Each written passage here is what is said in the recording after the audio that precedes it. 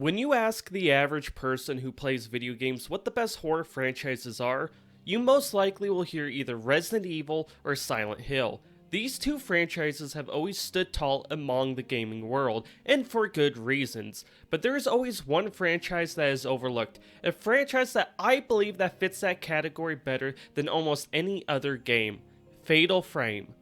Fatal Frame has always been my favorite horror franchise, with Fatal Frame 3 being my favorite horror game of all time. So when I heard Mask of the Lunar Eclipse was getting a remaster, I was beyond excited, because for those of you who don't know, Mask of the Lunar Eclipse, which is the fourth entry in the series, so essentially Fatal Frame 4, originally came out back in 2008 only in Japan for the Nintendo Wii, due to various reasons, some saying mainly due to some game-breaking bugs. It never came to the West. Now, there was other ways to play it online, but I never went down that route. Instead, I waited and hoped we would eventually get a proper release. Sure enough, a remaster was announced and I was ecstatic to finally play what is basically a new game for me in a horror franchise I love. But the real question is, was it worth the wait? Absolutely. Fatal Frame Mask of the Lunar Eclipse reminded me why this franchise is one of the greatest when it comes to the horror genre. What it's able to do through its atmosphere and claustrophobic-like gameplay is a style no other game has yet to even remotely capture. With that said, that doesn't mean everything is perfect, and there are some changes I really hope to see in future games. Not to mention, the remaster I feel really messed up in one core aspect of the game, but before we dive into the few negatives I had with the game, let's talk about what the gameplay even is in a game like this. So the entire premise of the combat of the game is exorcising spirits through battle using one of two devices depending on the character you're playing as. These are the Camera Obscura and Spirit Stone Flashlight. Starting with the Camera Obscura, it's pretty straightforward. You have a circle that fills up like a charge gauge. The longer you're aimed on a spirit, you will do more damage based on how full this is, with the max resulting in a critical hit essentially. Now, if you wander off a spirit, the gauge resets to 0, so it's important to stay on target, which a nice lock-on button does help with, but not in all cases.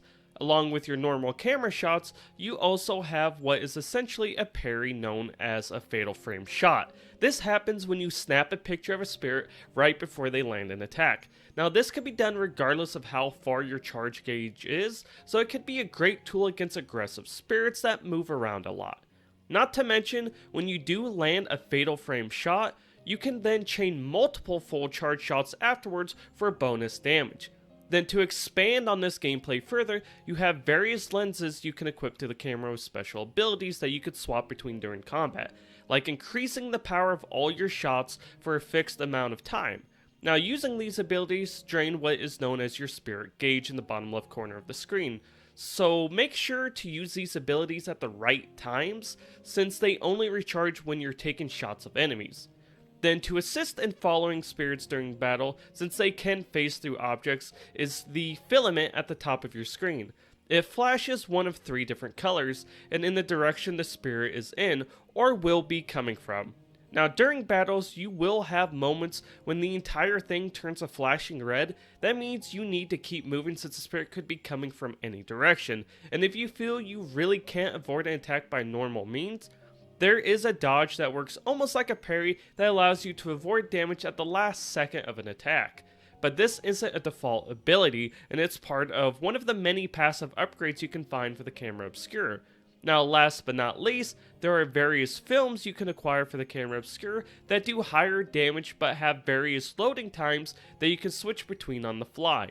Now, moving over to the Spirit Stone Flashlight, it follows most of the same gameplay principles as the camera, but instead of using film, it uses the power of the moonlight to battle spirits. This is nicely represented by a gauge on the bottom right hand corner that only regenerates when you're not aiming the flashlight. Also, the actual charge gauge is much simpler, since you do not have to actively be aiming at a spirit to have this charge up. Outside of that, you have your basic movement where you can walk and sprint, if you want to call it that anyways. Then you have a quick turn to help you get out of a bad situation or reposition. You can also speed up your aiming when you need to react faster during combat. Then of course through combat and other means, you can earn points to spend on various items like different types of film or healing items like herbal medicine. Now you can also find any of these items scattered around the various rooms you explore by shining your flashlight to highlight them, but be careful, a hand will occasionally try to grab you, and if it succeeds, that item will be lost for good, which can be bad since when it comes to upgrading your lenses or camera flashlight functionality, you need items called either red or blue spirit stones. With all that said though, I will say from the camera flashlight perspective, the combat is amazing, and really feels like a one-of-a-kind experience compared to using your standard weapons like a handgun in other games. But I really want the actual character movement and animations to be improved upon. It can feel very tank-like and overly sensitive at times. I really wouldn't be against Fatal Frame adopting the newer Resident Evil Remake style of movement. Definitely when it comes to backtracking after finding a key to a locked door, and your sluggish movement makes it take forever to get back to that door. It would also be nice to have little details like the camera being attached to your hip, or something that makes it a bit more immersive from a realism point of view. Then to touch on one last aspect of the gameplay, there are puzzles to solve, but they are a breeze, and it would be nice to see some more difficult ones in future installments with a little more variety. Even though the aspect of taking a picture and having it show a location you must go to or a code for a puzzle is pretty unique with how Fatal Frame pulls it off.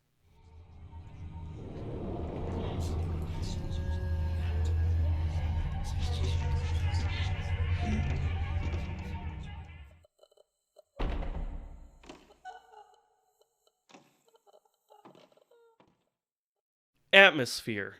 When devs can pull this off in a game, it can really immerse the player in a way that they almost forget they're playing a game. Mask of the Lunar Eclipse nails this. From the tight corridors, creepy spirits are out to kill you, and the foreboding sounds in the game, I constantly felt my heart skip a beat or two wondering what could come next. Even though I felt that curious yet uneasiness in other games, the way Fatal Frame pulls it off is simply unmatched to me. That uneasiness you feel in those other games might last for a moment or two, but Fatal Frame keeps that uneasiness from start to finish. Even when you're just looking for collectibles, they find a way to make them add to the atmosphere, like these cursed dolls that when you take a picture of them to cleanse the curse, an image flashes on the screen that's just unnecessarily unsettling in the best possible way. Not to mention various ghosts act as almost guides to lead you to important areas or point you in the right direction. It really does all come together in a brilliant way, which leads to probably one of the best parts about Mask of the Lunar Eclipse. Story.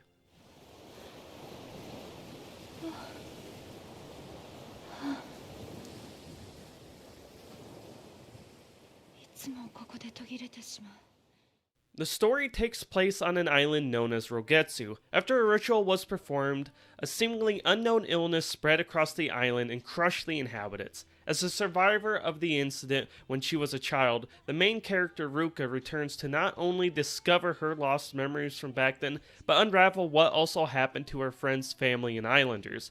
But you don't only play as her. You also play 3 other characters with different ties to the main plot, which I don't want to spoil. The way they deliver the story through the cutscenes, music, and world is so good, and it's something you can enjoy without playing any of the other games in the series, and the best part is, even after you complete the story, there is still more to do. Thanks to mission challenges, bonus costumes, items, and New Game Plus, you will probably get a good 12 to 30 hours out of the game, depending on how much of a completionist you are, which is great for a game like this. If I had to say what one of my biggest complaints with the remaster is the fact there is no English voice acting. Now before I say anything else, I will say this was the first time I experienced a Fatal Frame game in Japanese, and I think it really added to the experience. But I think not having voice acting really hurts the reach of the game. I've seen countless people pass up on Mask of the Lunar Eclipse already because of that simple reason. It sucks to hear that. The Fatal Frame series is so unbelievably underrated With a little effort and the right steps to evolving the formula, Fatal Frame can stand with Resident Evil and Silent Hill. It might not ever outsell them, at least when it comes to Resident Evil, since, let's be honest, it's on another level when it comes to that, but it deserves to have its potential realized. Fatal Frame Mask of the Lunar Eclipse isn't the game to do that, since it is simply a remaster of a past game, but it's still an unbelievably good horror game that works flawlessly performance-wise and captures an atmosphere that is very unique in today's gaming market, thanks to its visual style. Thanks for watching, everyone.